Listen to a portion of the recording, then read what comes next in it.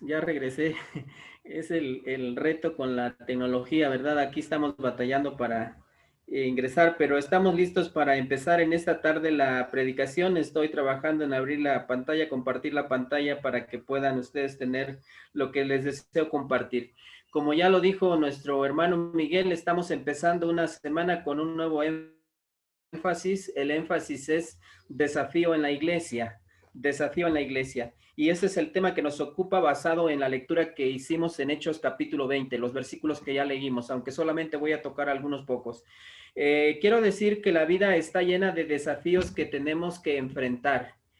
Por ejemplo, para los alumnos de nuevo ingreso, tienen nuevos desafíos a los cuales adaptarse en este nuevo estilo de vida, que seguramente contempla muchas demandas de tareas, lecturas, exámenes y trabajos que tienen que entregar y que tal vez no tenían antes que hacer, ¿verdad? Lo más seguro es que no lo tenían que hacer, pero ahora lo están haciendo. Recuerdo que en otro tiempo, cuando han venido los alumnos y los alumnos de nuevo ingreso y en el culto de apertura, cuando estamos todos los de reingreso, los de nuevo ingreso, la facultad, los hermanos que nos acompañan de la iglesia, y entonces llega un momento en el cual el director o alguien del personal presenta a los alumnos de nuevo ingreso y los va pasando por uno diciendo sus nombres, de dónde vienen y cosas por el estilo.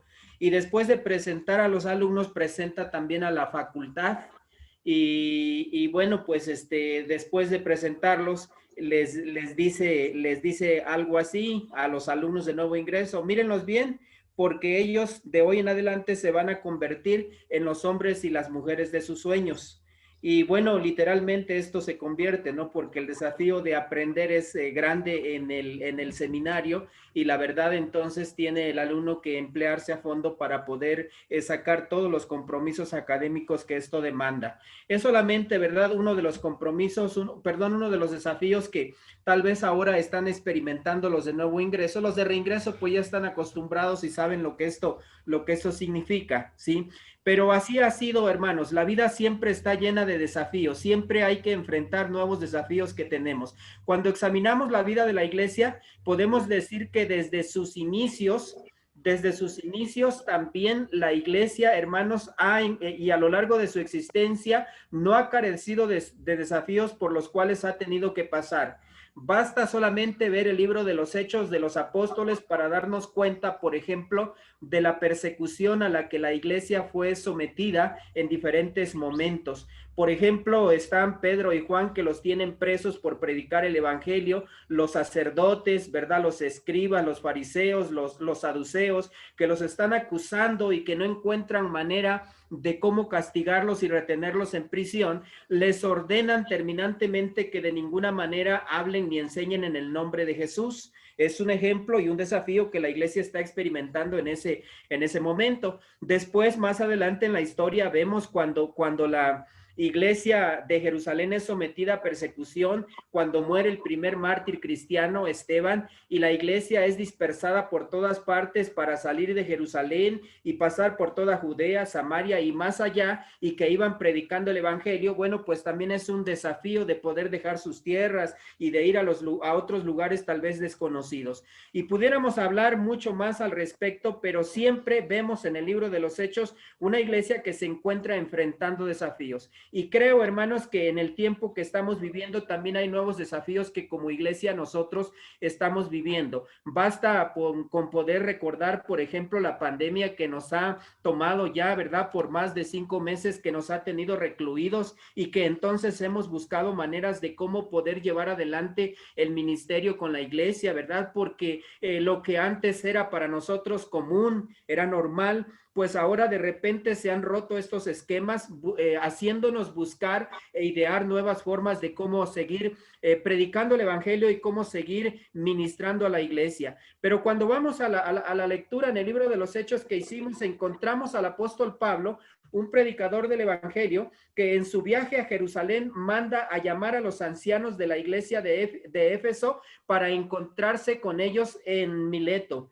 Y allí entonces cuando ellos llegan, les comienza a exponer algunas cosas importantes que él tenía en el corazón. Seguramente había llenado toda esa región ya con el evangelio y pensando en extenderse hacia otros lados, pues ahora pone delante de ellos retos importantes que tienen ellos que considerar como parte del liderazgo de esta iglesia y que también a nosotros nos habla hoy en día. Y encuentro ahí particularmente dos desafíos, ¿verdad? Que en la vida y en la enseñanza de Pablo, que también, hermanos, nos desafían a nosotros y que podemos identificarnos con esto que él está hablando a los ancianos de esta iglesia, a los dirigentes de esta iglesia. Desafíos que él vivió en su experiencia ministerial y que nos ayudan a nosotros a desarrollar un ministerio trascendente en la iglesia para la gloria de Dios. El primer desafío, entonces, es: cumple fielmente el ministerio que Dios te ha dado. Cumple fielmente el ministerio que Dios te ha dado. Siempre existe la posibilidad para cada uno de nosotros, hermanos,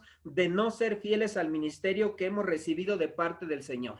Y hay muchas cosas que se pueden anteponer a esto y pueden surgir de nuestra parte quizás pretextos o excusas como para poder decir en algún momento, ¿verdad? Pues no he sido fiel al ministerio. Y puede, hermanos, a lo mejor podemos caer a lo mejor en el descuido o en la negligencia si no estamos a la expectativa y vigilantes de las responsabilidades que el ministerio conlleva consigo, ¿sí? Pero algo que nos anima, hermanos, es el ser fieles, para ser fieles a Dios en el ministerio.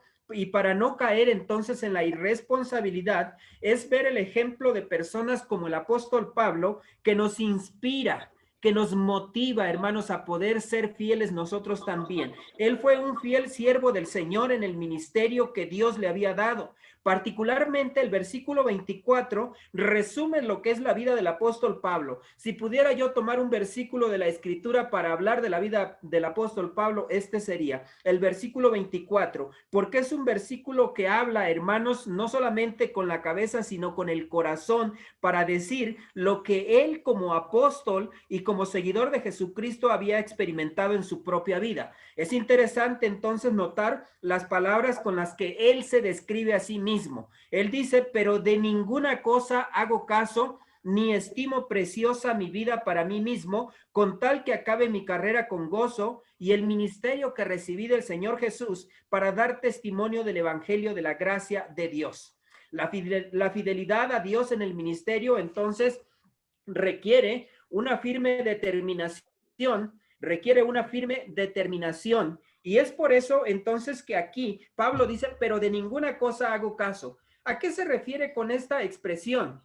¿Qué quiere decir él? De ninguna cosa hago caso. ¿Qué es lo que está diciendo? El versículo 22 dice, hermanos, y nos aclara esto que él está diciendo en el 24. Dice que ligado en espíritu va a Jerusalén sin saber lo que allá le ha de acontecer, salvo que el Espíritu Santo por todas las ciudades le da testimonio diciendo que le esperan prisiones y tribulaciones.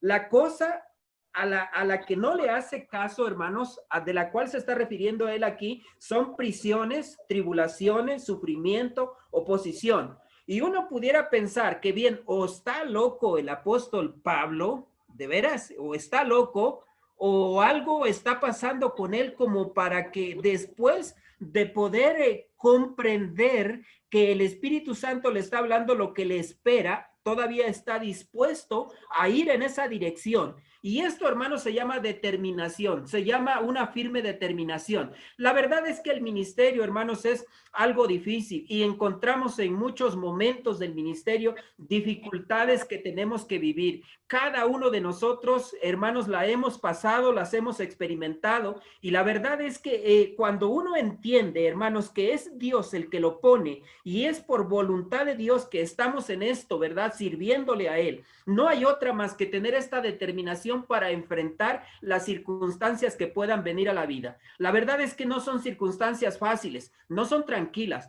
pero allí, hermanos, es donde entra también nuestra confianza en Dios para poder ir adelante en su nombre, teniendo esta determinación que Dios quiere que tenemos. Por eso es que Pablo toma la resolución de decir: de ninguna cosa hago caso. Sí sé que me esperan prisiones, sí sé que hay sufrimiento, sí que sé que hay dolor, sí sé que va a haber cárceles y todo ese tipo de cosas, pero la verdad es que de ninguna de estas cosas hago caso, ¿sí? En pocas palabras, son adversidades de todo tipo a las que él va a ser sometido. Para poder, hermanos, seguir predicando el evangelio y ser fiel a Dios en condiciones de persecución, se requiere que nosotros tengamos determinación, que tengamos un carácter indomable ante las pruebas y dificultades que podemos encontrar.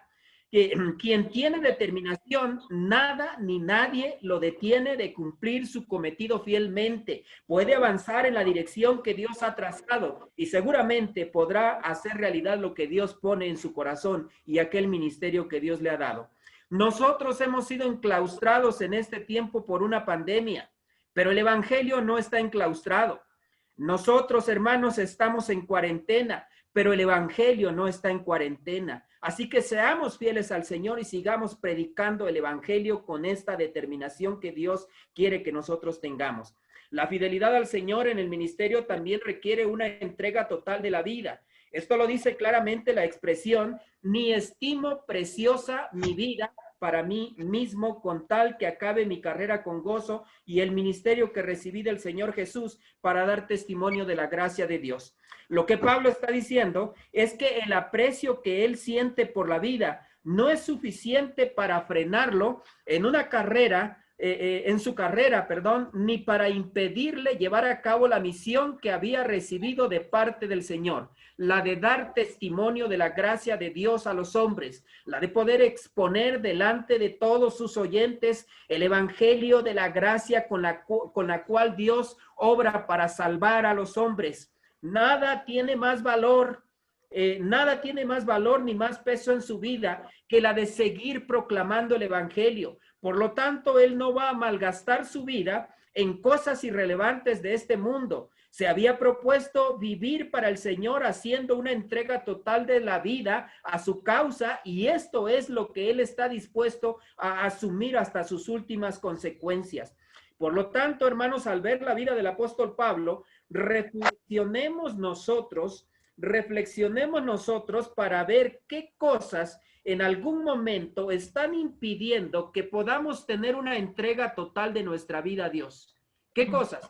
Puede ser a lo mejor la comodidad, puede ser a lo mejor, hermanos, el no estar dispuesto, ¿verdad?, a poder entregar alguna parte de nuestra vida que tal vez puede causarnos, no sé, temor o algún tipo de sentimiento en nuestra vida. Pero ¿qué es aquello que de alguna manera nos está impidiendo? ¿Cuántas veces pensamos y actuamos a la inversa de Pablo? Es decir, valoramos tanto la vida que tenemos y queremos vivirla para nosotros mismos de una manera tan egoísta que no tenemos la más mínima intención de entregarla toda o completamente al Señor como Él quiere que lo hagamos. Por lo tanto, entonces, pensemos en que nada debe de detenernos para tener una entrega total, porque cuando hay una entrega total de la vida, en todo, hermanos, en toda y cada una de las áreas, puede también haber, hermanos, una fidelidad en el ministerio que Dios nos ha dado. Ojalá que podamos siempre, hermanos, mantener delante de nuestros ojos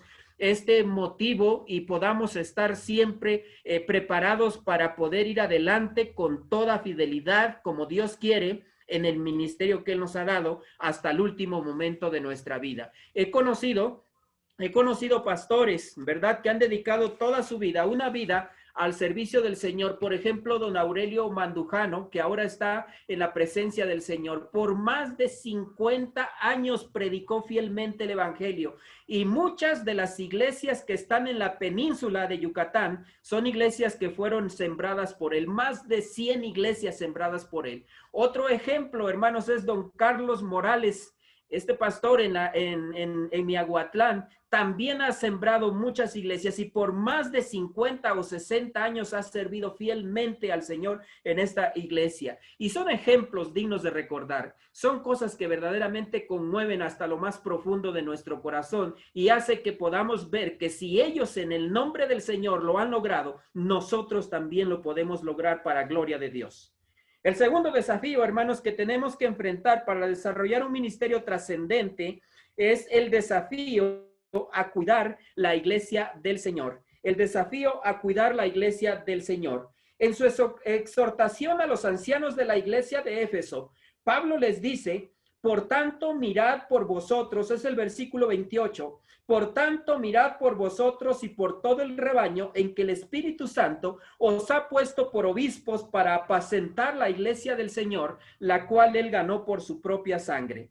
Este cuidado de la iglesia, dice el apóstol Pablo, comienza por los mismos dirigentes del rebaño, por todos aquellos que se desarrollan en un ministerio en la iglesia. Y quiero decir, hermanos, aquí, ¿verdad? Aunque Pablo le está hablando a los ancianos de la iglesia, que en un sentido son los dirigentes, son los pastores, son los obispos, los ancianos, los presbíteros, los que están a cargo del rebaño, cuidando, velando por el rebaño.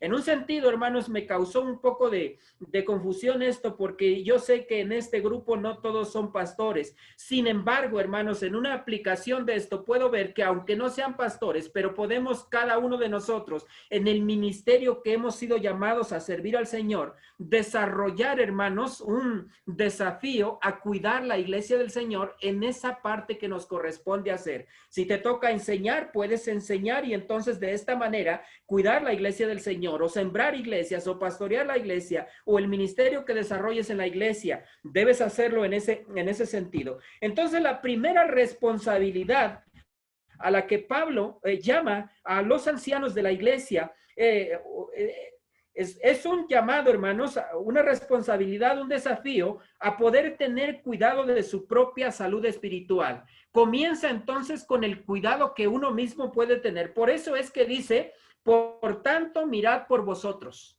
Por tanto, mirad por vosotros, dice el apóstol Pablo. Uno no puede dar a otros lo que no tiene. Tampoco puede llevar a otros donde uno mismo no ha llegado o no se está esforzando por llegar. Así que la exhortación de Pablo también es dirigida a nosotros. El deber más importante, el deber primordial que nosotros tenemos es cuidar nuestra propia vida espiritual, es cuidar nuestra propia salud en primer lugar, en primer término, porque si no lo hacemos, si somos negligentes en esto, podemos entonces no hacer un ministerio, hermanos, que no glorifique a Dios, un ministerio que no es avalado ni calificado por Dios. Y es que uno puede poner excusas o pretextos para tratar de quitarse esta responsabilidad. Pueden decir a lo mejor los alumnos, es que los maestros me dejan mucha tarea, ¿verdad? Es que hay muchas cosas que hacer y luego además el tequio y la beca y no sé cuántas cosas más pudiéramos añadir, ¿verdad? Pero en medio de esto, hermanos, son responsabilidades que tenemos en la vida y no por ello tenemos nosotros que dejar de lado nuestra responsabilidad con el Señor. Por eso Pablo enfatiza que lo más importante primero, lo que tenemos que atender primero es el cuidado que uno debe de tener de uno mismo, ¿verdad? El cuidado que debo de tener de mí mismo para poder estar en condiciones de cuidar al rebaño de Dios. Así que entonces es importante esto. En segundo lugar, Pablo desafía a los obispos a cuidar a la iglesia del Señor. Él dice, apacentad la iglesia del Señor. Eso le dice a los obispos, apacienten la iglesia del Señor. Esto significa pastorear, cuidar, proteger, velar, alimentar la iglesia. Se pastorea, se cuida, se protege al rebaño, ¿verdad? Se alimenta, se nutre por medio de dar pasto fresco y abundante para que las ovejas estén robustas, saludables y se reproduzcan. Esto lo hacemos con la palabra de Dios, desde luego, cuando la predicamos, cuando la enseñamos, pero también en el cumplimiento de nuestras tareas en la vida normal, ¿verdad? Siempre hemos predicado, siempre hemos enseñado, hemos realizado visitas, aconsejar a los hermanos, reunir al rebaño en el culto dominical, dirigir diferentes aspectos del ministerio, coordinar ministerios, reunirse con los líderes, etcétera, etcétera. Esto es totalmente normal en la vida de los pastores al ocuparse de desarrollar sus responsabilidades, o todo aquel que asume un ministerio dentro de la iglesia y tiene esta responsabilidad. Pero en un tiempo de pandemia como el que ahora nos ha tocado vivir, donde no nos hemos congregado por más de 5 meses, hermanos, por más de 5 meses, realizar nuestras actividades normales y cumplir con fidelidad nuestros deberes ha resultado un desafío bastante grande que hemos tenido que enfrentar. Sin embargo, hemos tenido que buscar y encontrar otros caminos que nos han ayudado a desarrollar el ministerio. ¿Cómo lo hemos hecho? ¿Cómo hemos entonces cumplido fielmente el ministerio de apacentar a la iglesia, de cuidar de la iglesia? Algo que hemos hecho nosotros y seguramente muchos de ustedes, pastores, también, usando el teléfono para hablar personalmente con cada oveja, mandando mensajes por WhatsApp, usando las redes sociales para tener los cultos dominicales, los estudios bíblicos, las reuniones en las células, etcétera, etcétera. Quiero decir que antes usted predicaba nada más para los que se congregaban en el culto normalmente, para los de su iglesia, pero ahora a través de las redes sociales usted le ha predicado seguramente a personas que también no se han congregado en su iglesia. Y en un sentido es una bendición porque es ir más allá de lo que ha sido su ministerio, es poder traspasar las paredes del lugar de reunión para poder llevar el mensaje hasta donde se encuentra la gente y pueda también escucharlo. Así que en un sentido ha sido un desafío, ha sido algo nuevo, pero en otro sentido ha traído bendición más allá de lo que usted normalmente ha hecho. También hemos ministrado a la iglesia en este tiempo, en algunas ocasiones atendiendo personalmente a algunos hermanos que han necesitado atención. Hemos tenido que ir personalmente hasta sus domicilios, llevándoles despensa a los que se han quedado sin empleo durante esta pandemia. Y creo que Dios, hermanos, ha estado ahí presente y ha estado con nosotros y ha manifestado su poder y su gracia y hemos podido hacer esta tarea. Lo que estoy diciendo es que todo verdadero pastor con sentido de responsabilidad ha buscado nuevas formas, ha abierto nuevos caminos para ministrar a su rebaño y su rebaño no se ha quedado sin atención. No han sido como ovejas sin pastor. Gracias a este ministerio y a la responsabilidad con la cual usted y yo hemos asumido esta tarea que Dios nos ha dado. Así que el apóstol Pablo es un ejemplo y es una inspiración para nosotros. Él nos ha enseñado dos desafíos que tenemos que enfrentar. El primero, cumplir fielmente el ministerio que Dios nos ha dado. Así que tenemos que hacer esta parte y ser fieles en lo que Dios ha dado a cada uno de nosotros para hacer. Y dos, el desafío de cuidar la iglesia haciendo todo aquello que la edifique. Así que, hermanos, entonces, sirvamos a Dios desarrollando un ministerio trascendente que glorifique al Señor, que bendiga a la iglesia y que salve a los perdidos que necesitan ser salvados por la gracia de Dios. Que Dios nos ayude y que Dios nos bendiga y nos lleve adelante en el ministerio que nos ha dado.